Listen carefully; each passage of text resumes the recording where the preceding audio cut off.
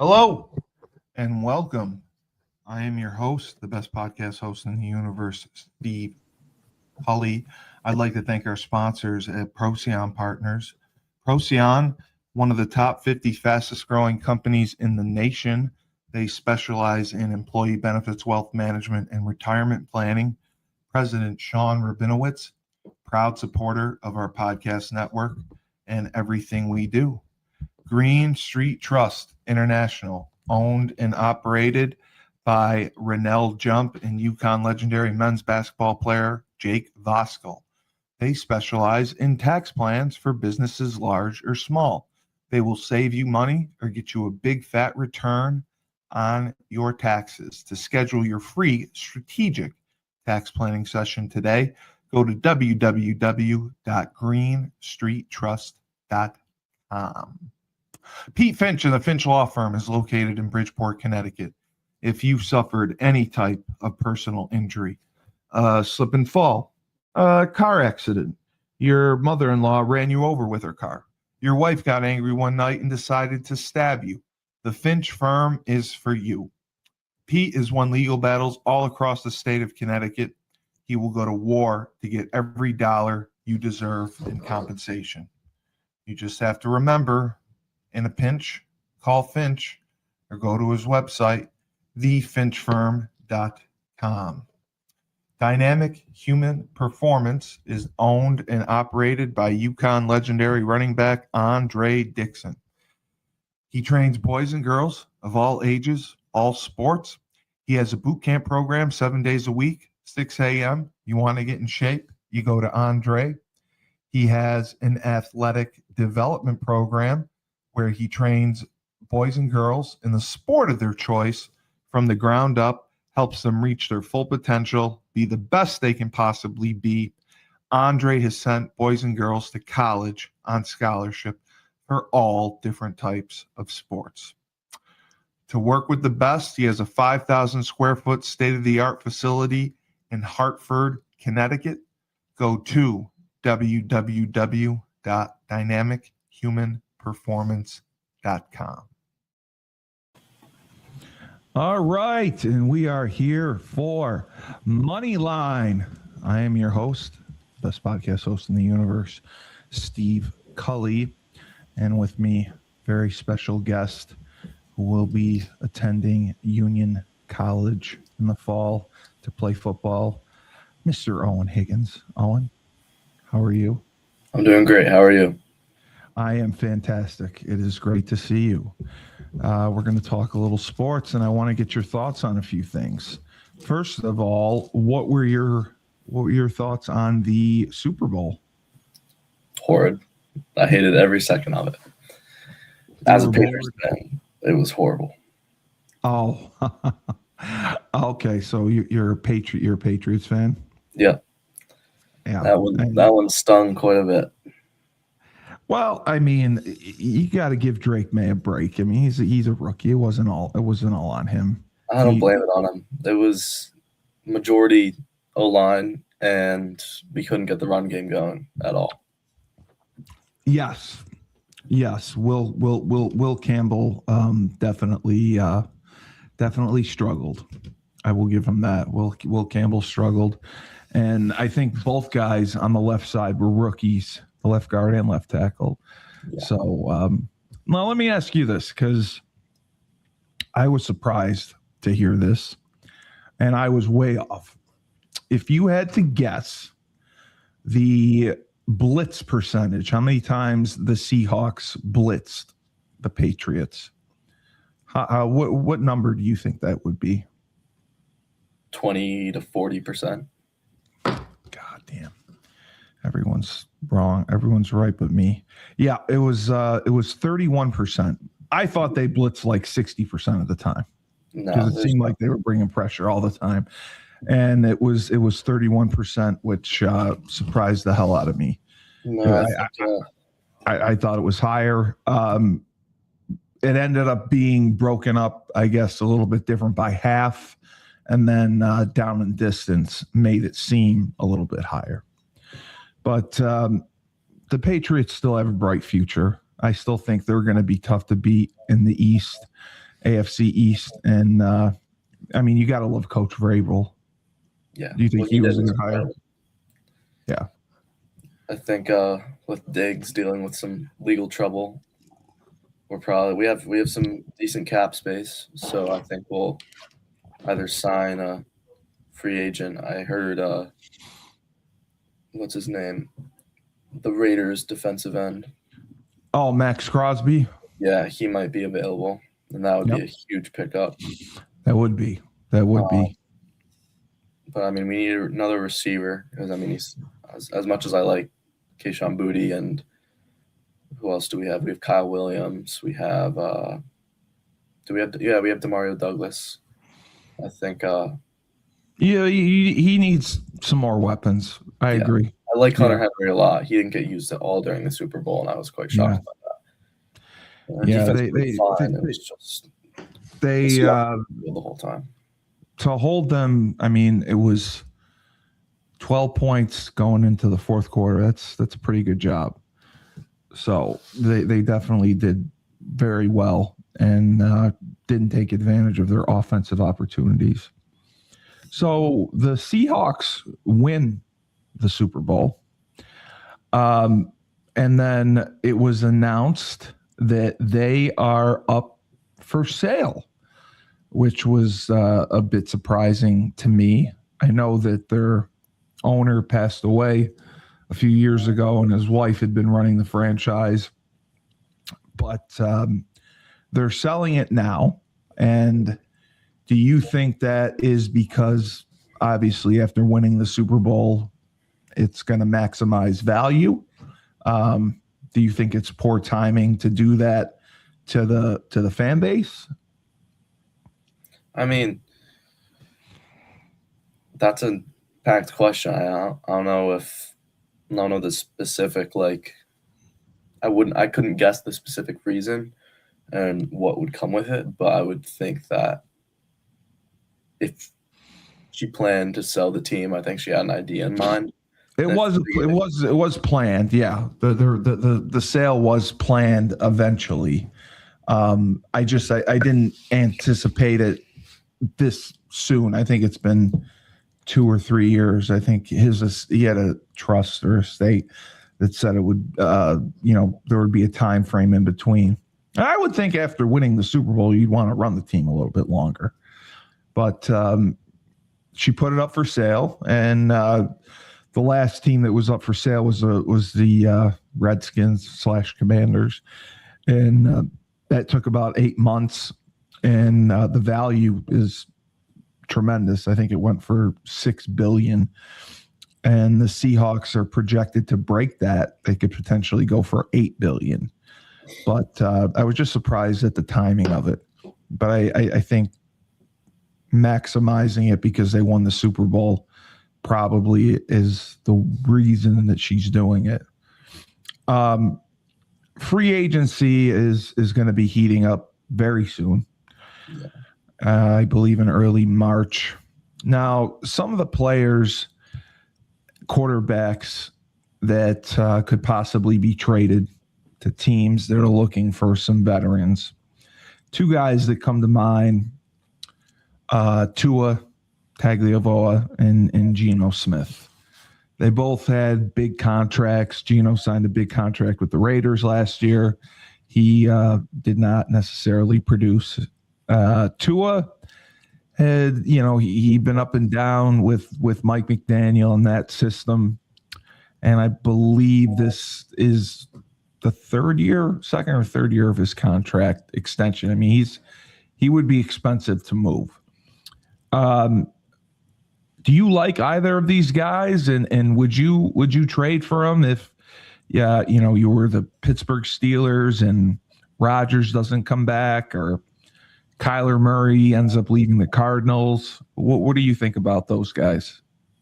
I don't think they're anything better than a backup quarterback at this point. I think Tua, with the concussions, I think his days as a starting QB are far gone. And Geno's just old, and he had a good run on the Seahawks. He did. He played really well in the Seahawks. But I just don't think, like, if he doesn't have weapons, I don't think he can produce. I mean, that's very similar for most quarterbacks, but I mean, if you're like Patrick Mahomes had absolutely nobody this year. Drake May really didn't have anybody this year. You have Rodgers. I mean, he did all right, but he didn't have any weapons whatsoever, and they can still produce. So I think that's not much of an excuse. So I think if they do get traded and they start the first few games, it's not going to go well to wherever they go. Yeah. I mean, you're right. I mean, Brock Purdy's success has really been because of the people around him.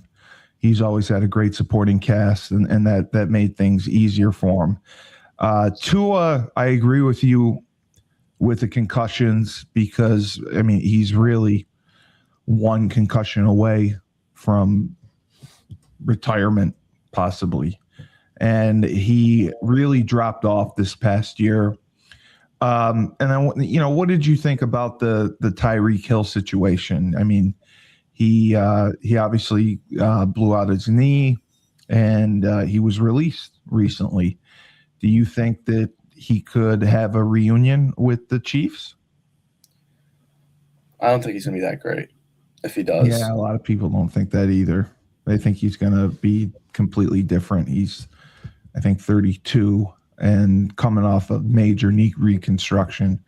But do you think he has the potential to be signed, but you don't see him garnering a lot of money? I mean, no, I feel like that's like a Julio Jones situation where he had his prime and he'll kind of fly around a few teams and then realize it's the other guys taking the step up. You're right. Yeah, when he left, he was a disaster. Patrick Mahomes, he's coming off ACL surgery. The Chiefs are significantly over the cap. They obviously have to restructure his deal. And, Travis Kelce as well, whether he's going to come back or not. How do you see that playing out with Patrick Mahomes restructuring his contract to open up some space? And do you think Travis Kelce will come back? I think if they do the smart thing and do the Tom Brady approach, as in not taking a little contract cut and not taking most of the money in the cap space for the team, I think they could reignite that dynasty, which I don't want to see, but it's very possible because they need weapons. I mean, they're going to be good, but they're not going to be great without it. I don't think they're going to be anything near what they were unless they bring in some really good guys. Exactly. Teams like San Diego, they basically are tied for the highest, earliest win totals at 10 games, while others like the Dolphins are in full rebuild modes for next year, especially after releasing Tyreek Hill. What are some of the biggest offseason needs across the league, which teams could surprise with aggressive moves in free agency and trades? And you mentioned the Patriots being one of them. They have a lot of room, cap space. I think the Bengals, the Bears, and the Packers are the big three teams where if they make a big move, they could be really solid without giving up too much guys. I think free agency would be the best bet and spend some of that cap space because, I mean, they haven't really spent too much. I mean, the Bengals are probably up there just because of Joe Burrow and Jamar Chase getting off the rookie contracts. But I think especially the Bears, I really like how they played this year. They made a big improvement. I think they got snubbed. I think they should have beat the Rams. And I think they matched up very well against the Seahawks. Are you confident now with Caleb Williams as a starter, as a consistent starter? 100%. I mean, he made a top 5 throw of all time in that. He did. No, it was a divisional championship, not the Yeah, it was unbelievable. I remember that throw. It was amazing. The other thing the NFL is doing, they're expanding to 9 overseas games in 2026, and including first time places they're going, first time hosts like Paris and Rio. How might this global push, as they say, affect player performance, scheduling, and like the league growth strategy? Because if you've heard Roger Goodell, I mean, he says he would love to get to the point where every team plays a game overseas.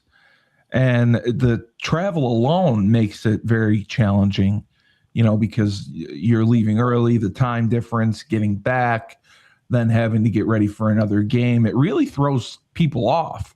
And if you watch the games that are played over there, most of them aren't very good. I think I would love to see like expansion in those areas, but I mean, you would have to create a whole separate league just because. That's what I would think too. I would love to see it, but it's kind of impossible to have teams come across the ocean and back and doing all that stuff. Scheduling would be insane, but I think Every week. Yeah, it's crazy. I think it definitely affects the players. And if there were to be expansion, I would love to see some Canadian teams, potentially some in good. Central America, depending on where that is. But I think like growing the sport would definitely be huge. I mean, Making it global. Yeah. I mean, I agree. Like, I was up in Canada and Toronto, Montreal. I mean, those would be pretty good homes for NFL franchises. I know Roger Goodell has talked about London, but the schedule would be difficult where I think they would have to obviously have a run where they would come over to the United States and stay for 3 weeks, play like 3 road games in a row, and then go over there. But it's just, I think you have the better idea because I thought the same thing. If you do want to make it global, just start teams over there and have a conference over there. And then, just like we had in NFL Europe, if they're the top tier players, you can have them come over and compete here for the playoffs or the Super Bowl. I agree. But yeah, I just haven't really enjoyed the games. So in college football, spring practices are starting early for certain teams. Like Nebraska is starting February 21st. Clemson is starting the 23rd. And, a lot of the Power Four schools are focused on quarterback situations, quarterback battles. And they're starting early because you're seeing 60 guys sometimes in the transfer portal and turning over 60 guys coming to a new college. So what programs do you see benefiting most from starting early and, getting guys to gel? Because football is such a different sport. It's not like you can throw a bunch of guys together and have them play and have success. It's not like, baseball where they just have to hit the ball and catch the ball. Football, you really have to communicate, trust one another. So starting early is important. I think it kind of gets downplayed a little bit because of all the NIL money. And I think Indiana was a great example of, I'm sure there was NIL money involved, but I don't think they had a single 5-star on that team. And They did not. They've been playing for quite a bit, and there are a bunch of transfers on that team. But I think that was that was a perfectly bonded team, and they showed what their capabilities were when the team comes together like that. I think if Power Five schools do it, and I think some teams in the ACC, SEC, and Big Ten, if they do that, they could change the outcome, win 2 or 3 more games Yeah. that they might otherwise lose without the extra time. What do you think about the? I mean, it drives me up a wall. The eligibility rulings that have gone down recently with the NCAA. Trinidad Chambliss granted extra year of eligibility. Tennessee quarterback Steve Angeli, he was in court. The judge didn't rule right away. He wanted to take some time. And then you see the guy from Montana who got a 9th year of eligibility. It just blows my mind because the NCAA used to have, they would have an investigation if you use an extra pencil. I mean, they were so strict. And now they seem completely neutered and afraid to do anything because they go to court. They lose every time they get sued. But the biggest issue is now incoming freshmen, high school recruits are becoming less and less and less. And they're having to either go to prep school, junior college. They're reclassing and playing again. So it's having such a tremendous domino effect. And the NCAA is begging Congress to get involved and provide some legislation, and they have not yet. And do you think the NCAA needs to step up and be firmer about the eligibility, or that they really need to go to Congress and say, hey, you guys have to help us. This has to stop. I mean, I think the NCAA should cap the number of years of eligibility to 6, regardless of injury. I mean, it sucks, but I mean, it's not like you can get an extra year of high school unless you PG just because of an injury. So I don't think that changes anything. Redshirting, like all that stuff that's been there for a while, I think will continue to be there. But just because COVID was 6 years ago now, I don't think it should impact eligibility. I don't think 9 years, 8 years, 7 years should be possible, and neither is it realistic because the guys should be in the NFL.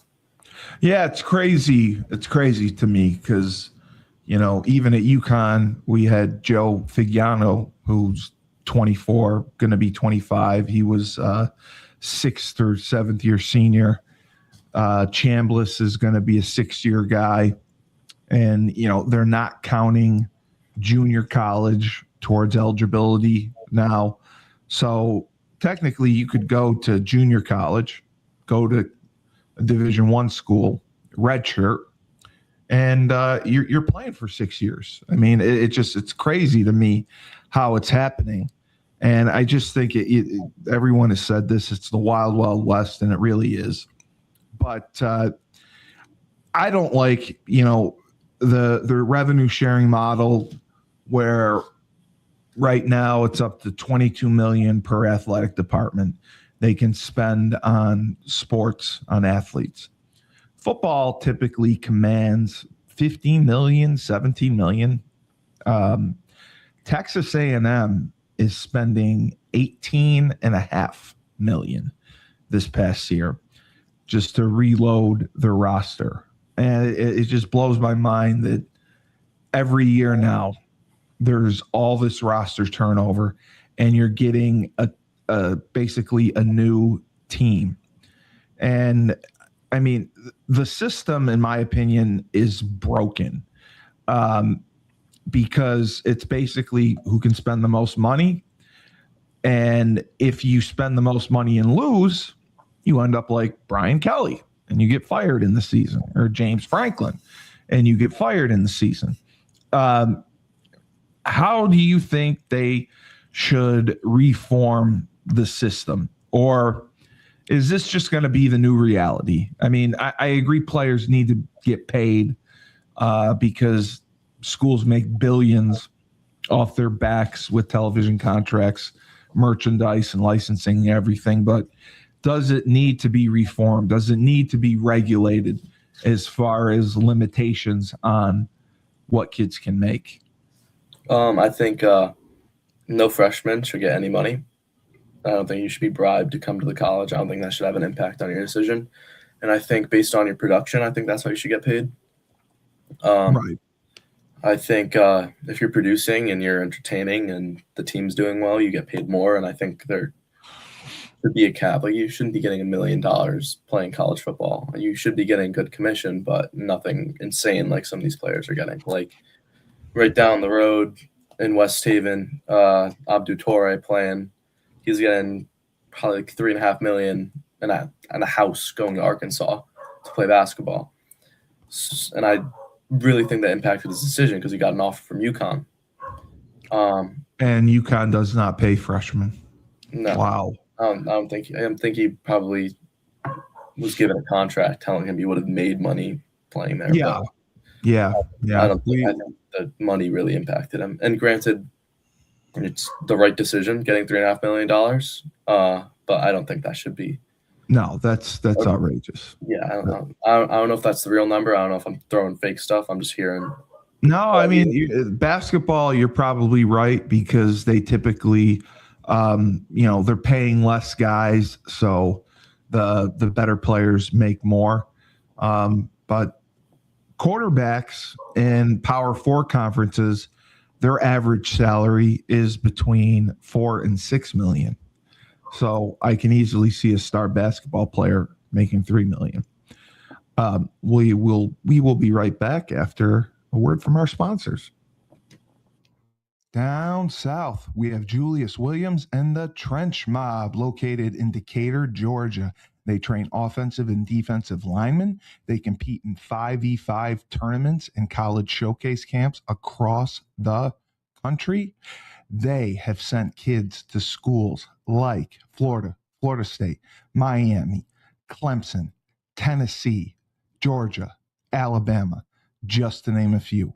If you want to be trained by the best, you work with the Trench Mob. Julius has a virtual program. He can train you anywhere in the country, and they will make sure they have the highest percentage of kids that go Division I. Go to their website, trenchmobfootball.com, and sign up now. Ned Von Young owns Freshfold Laundry Company, located in Chapel Hill, North Carolina. High-end laundry service. You book online. You put your laundry out in a clear plastic bag.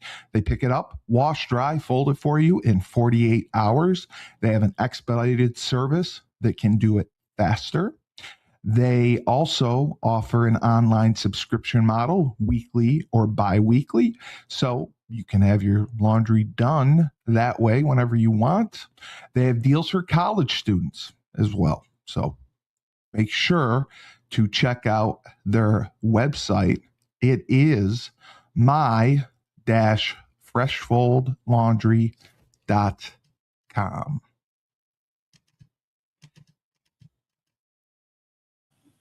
All right, and I screwed up that website. It is myfreshfold.com. So dash.com. No, I'm sorry. It is my-freshfold.com. Can't get it right. You mentioned college basketball. What have your thoughts been on the UConn men this year? You know, they lost to St. John's last year, a week and a half ago. The Big East is not the best conference. People are saying that their resume could be affected because of that, because they're beating up on the Big East, which is not great. What are your thoughts on UConn's basketball team? I mean, they lost to Creighton the other night, so they did lose. Yeah. Oh my God, I didn't know that. I think they're going to get bounced second, third round, and then in March.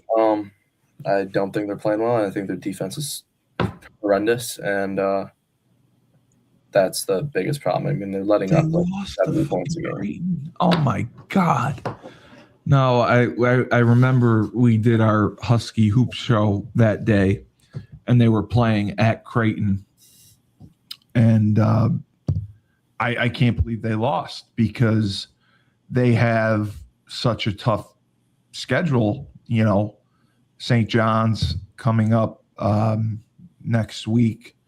I believe they have Villanova, and then they have Seton Hall. So to lose to Creighton, do you remember what the score was? Was it, you said they let up a lot of points? 91-84, something like that. Jesus, man. We talk about them all the time, and Terrace Reed, he's a tremendous talent. He always gets in foul trouble. He struggles defensively. We love Alex Caravan, but he's another defensive liability. He gets beat off the dribble all the time, even though he now has the most wins in UConn history as a player. What are your thoughts on both of those guys, Reed and Caravan? I don't think Caravan's going to the NBA. Really? You don't think he'll get drafted at all? If he does get drafted, he'll be in the G League by before the season starts. I don't think he's that good. I mean, yeah, sure, the NBA doesn't play defense, but I don't think that'll impact him. He's not good enough to play. He's great college basketball player, but I don't think he's good enough. No, I agree. Reed he's been just solid. I mean, defense is always going to be a struggle, but I mean, he's been solid. Yeah, there's nothing to really complain about there, especially since like defense as a whole has been so bad. Yeah. I mean, it's just that with the way he fouls, he always gets in the foul trouble. That's what killed him. In the Georgetown game, he only played 18 minutes. But when he's on, he's great. It's a struggle. What do you think about like Silas Demery Jr.? Do you think he's doing the job at point guard and Solo Ball? Do you think that's a solid backcourt? I love Solo Ball. I love Solo Ball too. He's been playing great. I mean, both of the guys have been playing great. I think our backcourt has been really solid, actually. I think. I can't remember. No, I think I think backcourt is the guards. Okay. Guards. Maybe I'm wrong. I don't know. No, I think you're right. But yeah, Solo Ball has done well. Demery, I think has been a very good point guard. When we talk with Joe D. Ambrosia about it, his issue has been we're not getting enough or any production off the bench. Do you feel that way, the same way about the bench play? I think we've got like two guys that will help us out coming off the bench, but they'd be starters anywhere else. So Stewart, Ross. Yeah. Ryba, do you like him, the big center? I think he reminds me a lot of Samson. I mean, he's good, but I mean, like you have a lot to complain about, just like Samson. I mean, he was good, but he's not.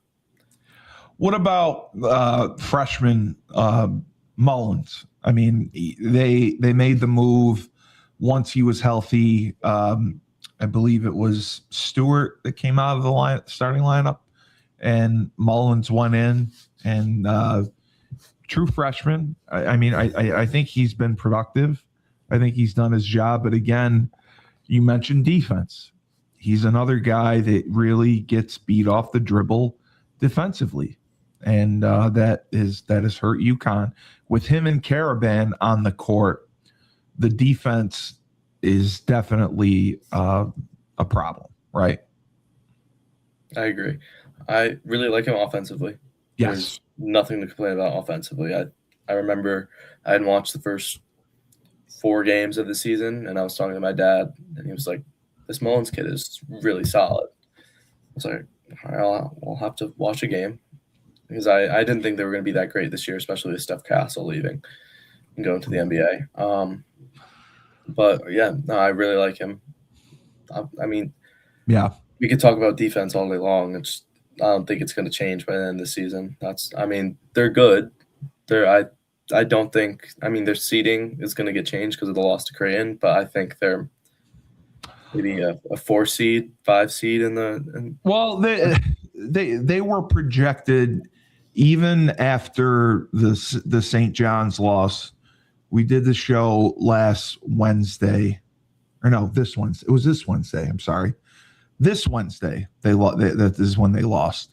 They were still projected as a number 1 seed because Houston lost. So they thought they would still be a number 1 seed. But, Joe was saying they would have to win the tournament, and they'd still be a 1 seed. Losing to Creighton, and then having Nova, St. John's, Seton Hall, if they can finish that out and win the Big East tournament, do you think that they would be a 1 seed then? I don't think they deserve it, but I wouldn't be surprised if they got it. But overall, out of all the the Power 5 or whatever conferences in basketball, you would label the Big East one of the lower ones, right? I mean, you wouldn't put them above anyone in the Power 4. No, I don't think so. I mean, I really like St. John's. Yeah. I think Seton Hall has been pretty solid. I think Nova just has a few things to work on. Xavier with little Patino, I think they could be really good. I mean, they had St. John's on their heels for a while, but I mean, it's really just UConn right now. I think like Georgetown could be good, Providence could be good, and they played well against UConn, but I mean, I think they took UConn into overtime. I think UConn's playing down to them rather than just blowing them out. Yeah, that's the one thing Joe said, that we don't have that killer instinct to finish games off. But realistically, they have us, St. John's, I think they had as a 5, and Nova is a 4, as a 7, as the 3 Big East teams getting in. They had Seton Hall as the first team, one of the first teams out. Do you think that's kind of how it'll go? Do you think Seton Hall still has a chance to get in, especially if they beat us and make a run in the tournament? I think Seton Hall should make it. I really liked how they played all year. Yeah. I mean, they deserve it. But, I mean, their record doesn't help them because they've lost some pretty bad games. But they beat some really good teams. Like, UConn probably should have beaten Arizona in those first few games of the season.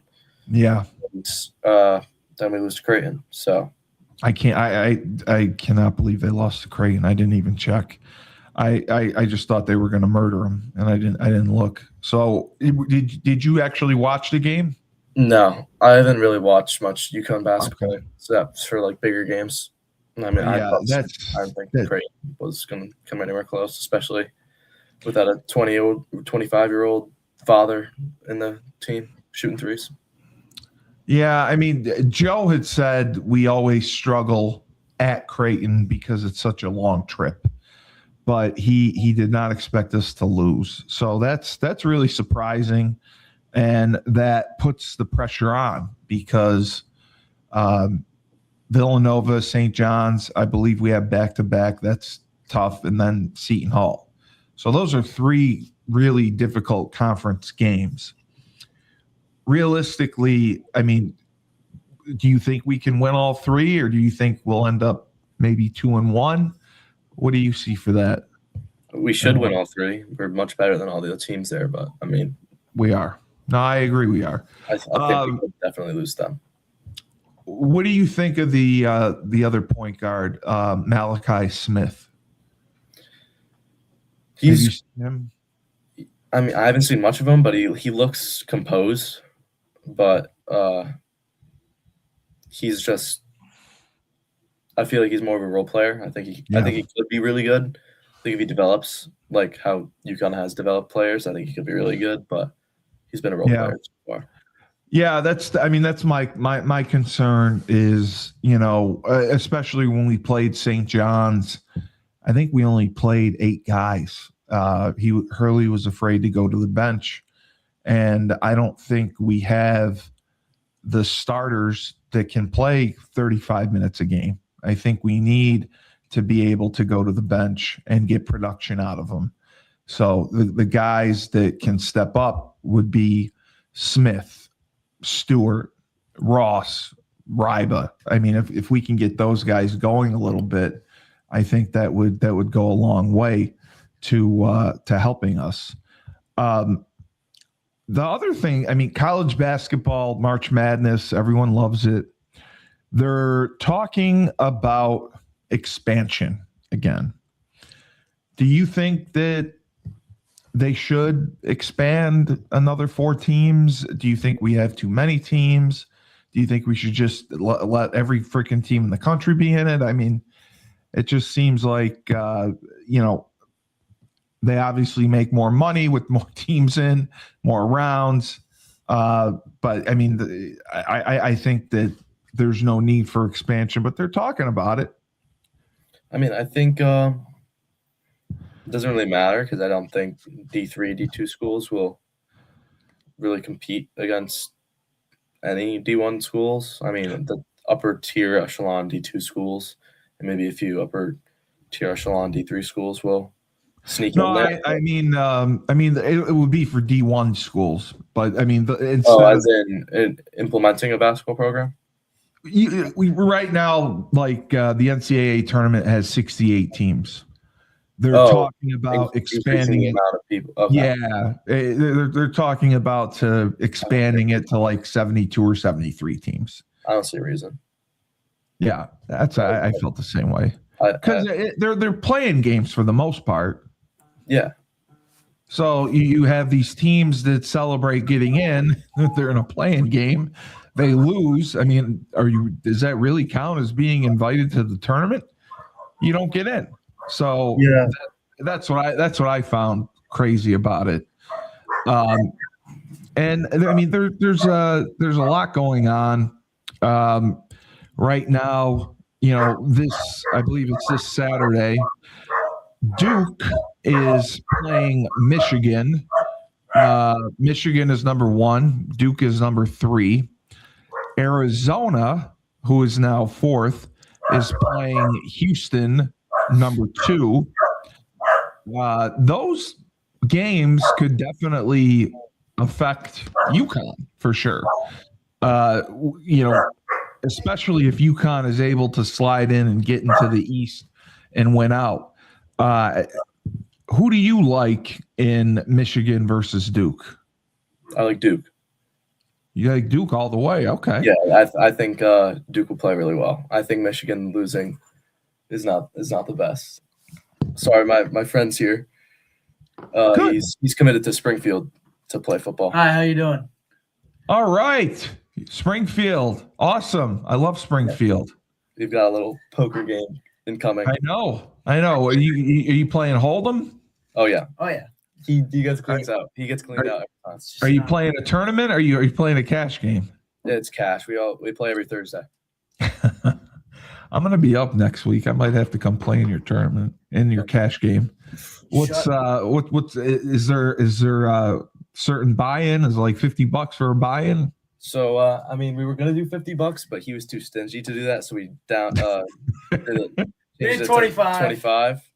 And I still win them all, so it doesn't matter. We rebuy if you're really feeling like. Oh, you do give him a rebuy. Okay, that's funny. I've only had to do that once, but I had a nice comeback. Haven't lost in September, by the way. Oh, all right. I like it. We're on a good win streak. Let me play my last sponsor, and we'll get out of here.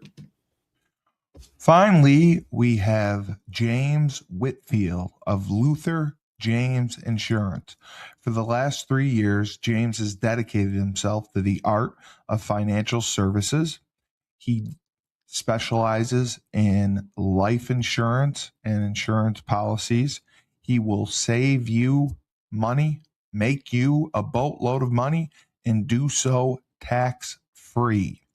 He also specializes in retirement planning because we know the stress that goes into thinking about retirement. How much am I going to need? For how long? Do we have enough? Because fear of the unknown is real. To contact James, go to www.lutherjamesinsurance.com. So, how long are you post-op right now? It's been since December 22nd, so I believe I'm 8.5 weeks into PT. And you feel you feel 1,000 times better. You're walking, everything. Yeah. I mean, there's still a little bit of pain, but it only comes with doing certain motions that I probably shouldn't be doing. I try to stay away from them. How in the hell did you get through the season with a freaking torn labrum like that and other stuff? That's painful as hell. Well, I did it for 2 seasons. Oh, they said it was that long. That's what I was assuming, because I had the same pain junior year, and I was told it was a pulled groin, but it came back the second I started going back to high intensity and high output. So I think I had it torn junior year. And they had did they do an MRI or CT? Is that what they did? An MRI, and they gave me a cortisol shot at the I want to say week 2, week 3 maybe. Wow. And it didn't kick in for another week, and then I felt great, and then it kind of kicked back in for the last 2 weeks. So you did have the MRI, and it was diagnosed, and they said, you can play through it. It's going to be painful. We'll give you a shot. We'll see how you do. Yeah, that was pretty much the talk. I mean, it was already fully torn, so there wasn't anything else I could do to make it worse. So I was like, I'll play through it. I don't care. I'm just kicking a football. So, and punt didn't really hurt. It was really just field goal and kickoff killed me. But how much do you think it affected you as far as your kickoffs and your field goals? I mean, really over the summer when it wasn't really impacting me, and I don't know, I feel like the pain definitely impacted it, and I felt stronger. I felt good because I thought my injury was healed, and I was consistently getting it within the 5, typically in the end zone. And by the time the season rolled around, it was shortened to right around the 10 to the 15. So it was that made that much of a difference. Yeah. And I mean, my punts over the summer were in the 3.8 to 4.1 range hang time. If I got, I mean, I would say that would like 80% of the time. Sometimes I would catch a bad one, 3.2 to 3.8. And distance was anywhere from 35 minus the 15 to 50. So without that, the 50s were with a little bit of rollout, but nothing crazy. Jeez.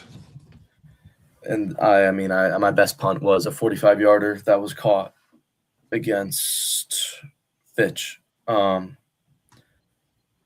yeah, I think my strength was impacted. I think it affected me mentally, but not in like a I'm gonna suck way. But you knew you had it. I know it's gonna hurt, so I might take a little bit off of it. So, I mean, by the time you recover and go through all this, I mean, you're gonna see probably a substantial improvement, right? That's with your punts.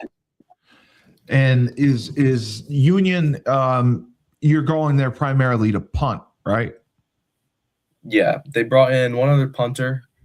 Yeah, they brought in me and him specifically for punt, so we'll have a fun battle for that position. Because they had a wide receiver and a defensive tackle or a linebacker doing the punts. I heard. And they brought in 2 other guys, both primarily place kickers, along with the junior that's already there. And then, do you want to kick? I mean, if you just did kickoffs, would you do it? That would be great. I would love kickoffs. Yeah. You'll do whatever they ask of you, but you're primarily going to punt. Okay. All right. Well, great job on the show. I hope I can come by next Thursday and get in your poker game. Okay. And just beware of the money that you have. It might be taken. No, I'm a shark. Just tell your friends it's a $50 buy-in. We're not doing $20 buy-ins. Nobody does Sure. 20. What are the blinds? What do you 1, 2? No, we do 50, 25, 50 cents. 25, 50? Okay. Yeah. All right. Yeah. 25, 50. All right. Just 25 cent chips, 50-cent chips, $1 chips, and $5 chips. Now, I always like tournaments. How come you guys don't like tournaments? Since we do it on Thursdays, we typically play till 9:30. Oh, because it would go too long. 10 if we're having a good round and nobody's getting knocked out. But if we got a weekend day, you play tournaments till everyone's heads up and all the money's out. Right. Okay. I mean, obviously, I'd love to do that, but it would. So you have never done a tournament yet? I've done a few with a separate group of kids before I started hosting, and my other friends started hosting. So it's been primarily cash games, but we allow cash outs right around 9:45, and we've been keeping an eye on the money because we've had a little snake taking some extra. Do you watch on TV at all? Do you watch like the World Series of poker? Oh, yeah. Do you watch the tournaments? I used to love them. I love Daniel Negreanu, Phil Ivey. Daniel Negreanu is one of them. He's the man. I follow a guy on YouTube. Phil Ivey is awesome. He's played recently in a World Series of Poker event, and he went pretty far. I really like his game because he went from an amateur and now he's going pro. But there's a bunch of guys, and I like watching the live streams because you get a lot of knowledge and you understand how the people play. Yeah, because you can see the strategy behind it.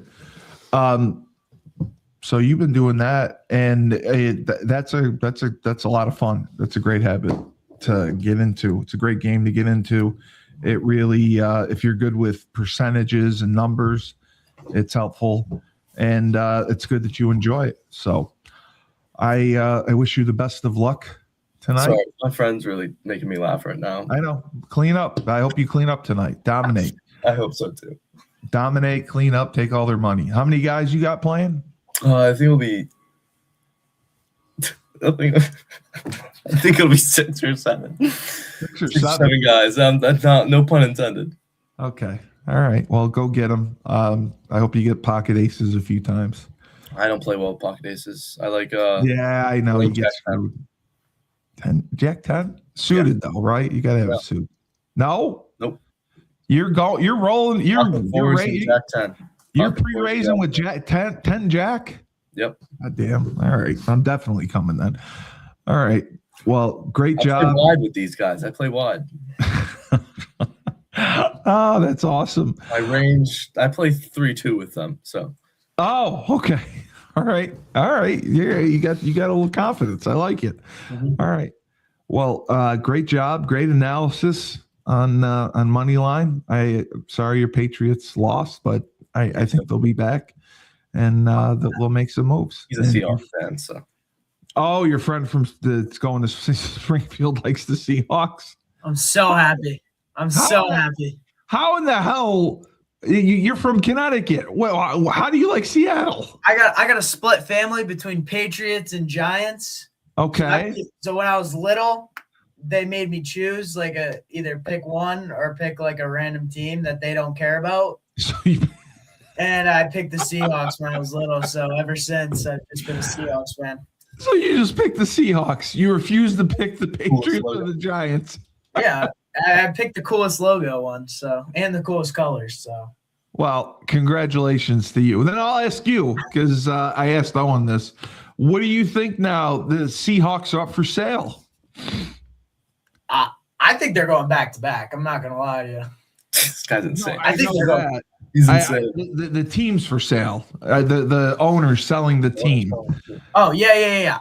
Isn't that ridiculous? Or do you think she's just maximizing the value because I think he's pretty much maximizing the value of the team. Yeah, that's kind of what I thought too. They're just gonna. He's just gonna. I mean, he's got a. They got a great. Died, so the wife's taking care of the team. They got a great They're top 3 in salary cap and everything. They got everything. No, so, I know they do. Patriots guys. I know. Yeah, and they lost. How'd that go? They lost because our O-line sucked. Listen, I am happy for the Seahawks because of Sam Darnold. Yeah. Sam Darnold's story is awesome. Sam Darnold won a Super Bowl.